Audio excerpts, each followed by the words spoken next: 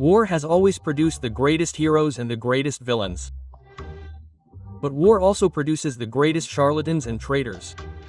One of the most brilliant, without a doubt, is Aristovich. A Swiss army knife. He was a pilot, he was burned in a tank, and he invented philosophy. I'm a pilot myself. He should have gone for a turn. He pulled it off. We even know who Aristovich looked up to. They might even be related. He's a national football player. I graduated from the economics department. You're dealing with a Soviet photographer.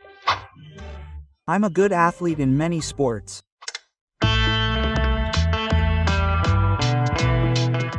Aristovich's specialty is that he changes his skin like a rock climber every 6 months. Lysia has changed his tune so many times that it's hard to remember who he was originally on. He supposedly promised to defeat Russia in 2 or 3 weeks and personally went to win the Russian language ribbon, but then suddenly his own language became the Russians.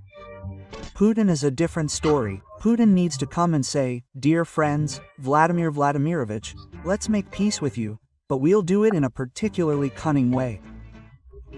We'll file a class action lawsuit against the West, Ukraine and Russia together, and say something wonderful. Guys, let's do it." Alexei, the West doesn't owe us anything. To anyone, neither one nor the other. The West owes us everything. It's gotten to the point where he trusts Putin more than the president of Ukraine. And he's even ready to move to Mother Russia and serve time in prison there. Alexei, please tell me, have you considered visiting Russia? In what status? I'm an extremist and a terrorist here, but if, say, someone invited you to Russia, would you come? It depends on who guarantees that I won't be arrested there. Sitting in the Russian system of IZV, like serving a sentence, is not in my life plans, for example, because they won't let me voice my opinions there. Audiobooks, yes, if they say, sit down, then voice the audiobooks, I'm even willing to consider that option. And if they guarantee safety? And if they guarantee it, I'll come immediately, because I need to come and talk and see. The pro-Russian trash flying out of Aristovich's mouth grew louder each time, apparently in line with the increase in his salary. It got to the point that the sweater-wearing whisperer openly declared that he was ending his support for the Ukrainian Defense Forces, which no longer surprised anyone. And the modern Ukrainian project, independent of the Russian Empire of the Soviet Union, was built exclusively as anti-Russian. Looking ahead, we can immediately say that this means that Ukraine is not independent. And now, it would seem, the corrupt Lysia has already earned new FSB shoulder straps, when she suddenly remembered again that Russia is an aggressor, and we must fight it. Arestovich, you won't believe it, has kindly resumed collecting for the Ukrainian armed forces. Occupy. That's where they'll be. True, the Ukrainian armed forces heard nothing about it and said they want nothing to do with this walking Spanish disgrace. Don't think I'm a sweetheart. Why did Arestovich change his tune again? It's a mystery. Maybe funding was cut because everyone in the swamps is already dragging out their surge due to the massive economic catastrophe. Or maybe Agent Lysia looked at the successes of the Orcs' massive summer offensive and realized that staying on the side of the clearly losing non-Domperiu was a lost cause, and quickly swapped his foot wraps for yellow and blue socks. And things aren't so clear-cut anymore.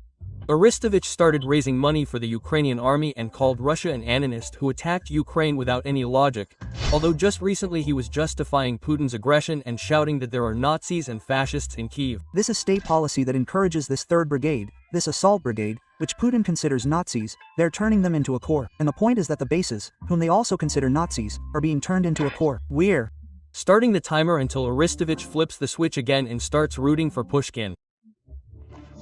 And aggressive ananism is considered the greatest patriotism. 33 combat sorties in this saw where? Behind the frontal line.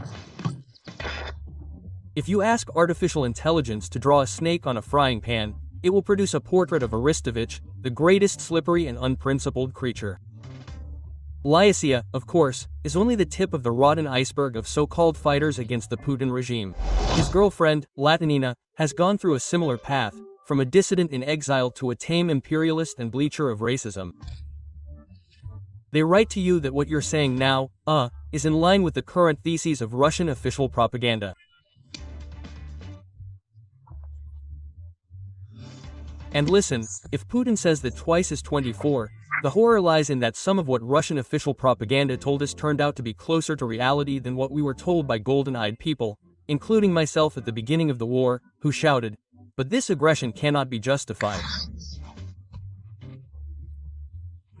Lenina is a striking example of the wretchedness and primitivism of Russian propaganda. Her goal was to infiltrate the anti-war environment and quietly, carefully promote the Kremlin narratives so as not to attract attention. But Major Yulia failed the mission because she could not contain her imperial, cannibalistic nature for long. Yulia, have you become an imperialist? I never stopped being one. It's just that I never used to. You know, we always spoke prose. This and we always. I never knew that it was bad. Hatred of Europe, Ukraine, democracy and universally recognized human values quickly emerged from Ladinina. It is no coincidence that she teamed up with Lyacea. Their tandem is no different from amateurs Novichok and Shpily, Bashirev and Petrov. You just say, "Guys, look, when we told you we were starting a special operation, we weren't starting a special operation against you. We were starting it against this fascist junta of yours that treats you like cattle." Having violated the Ukrainian constitution, what did it forbid you from? Well, to have the right to representation, to be protected by your country. It refused to protect you. I will protect you. Come to me, I will protect you. You will receive Russian passports within 24 hours. The only difference between Ladinina and Aristovich is that she is a disposable can that was opened and the air poisoned.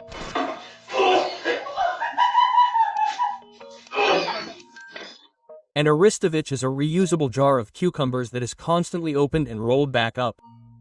But it's unclear who in their right mind still swallows this. Who are all these people? There are a few more interesting specimens among the so-called good Russians. For example, a certain Svedev, Who? calls himself a libertarian and a fighter against the Putin regime. Svedev? In 1922, he fled from Mordor to Brazil and from their dreams of a happy Russia of the future. For those who don't know, a libertarian is someone who prioritizes individual freedom and defends the principle of non-violence. That is, no one has the right to use force first. And despite this, libertarian Svedev does not condemn Russia's aggression against Ukraine.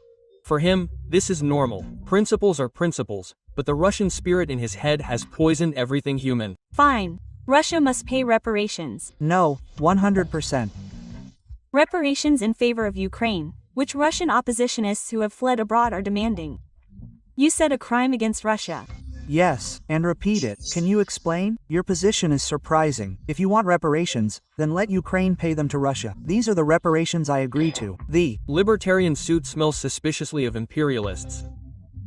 Even propagandist Sobchak couldn't help but mock this fighter against Putin's regime. I'm not singing. Why are you still a foreigner? Honestly, did you even contact me, so I could, you? No, I didn't. Moreover, I don't know who to contact. But if I knew where to contact, where to send the letter, I would like to return to Russia, if there is or isn't. What views? I still don't agree with the policy. Just let Ukraine pay us reparations. This is straight up Channel 1. It's long been known that a Russian liberal ends up asking whose Crimea is. This is an incurable disease of Russian serfs. It's like they don't vaccinate against rabies in the swamps on principle.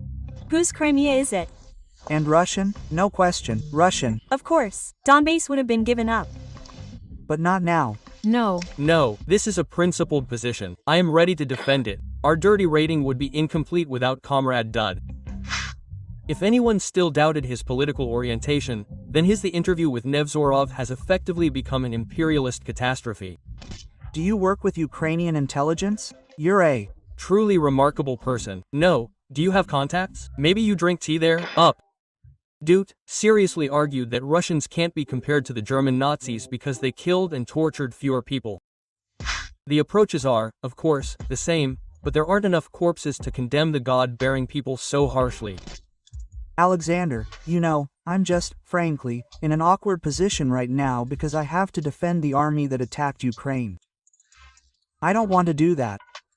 Well, but at the same time, I understand that the facts have already been so far-fetched that I simply can't remain silent about this. So, you're absolutely outrageous, horrible, and the torture that they carry out on prisoners and on their own citizens. You really are equating that with the number of people who died, whom Nazi Germany exterminated from 1939 to 1945. I'd like to ask Dud, how many Russians would have to kill for him to appreciate their crime? Isn't even one life enough to stop whitewashing this fascist entity?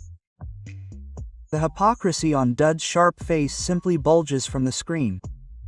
That's why we met. The main message of all Russian pseudo-liberals and conservatives is that the entire Russian people cannot be blamed for the crimes of the Putin regime. Ukrainians have no right to hate and should not offend good Russians who simply aren't interested in politics and go to war solely to pay off loans and buy a microwave. It's a shame. Well, he didn't do anything, huh?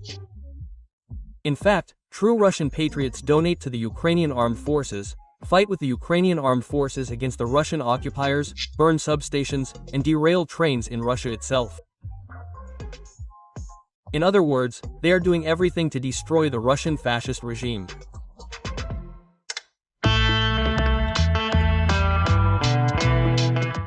I'd like to remind you that this video is created for entertainment purposes and contains elements of satire and irony.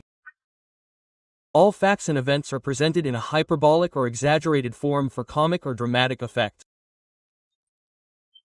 We do not intend to mislead, but rather to emphasize humor.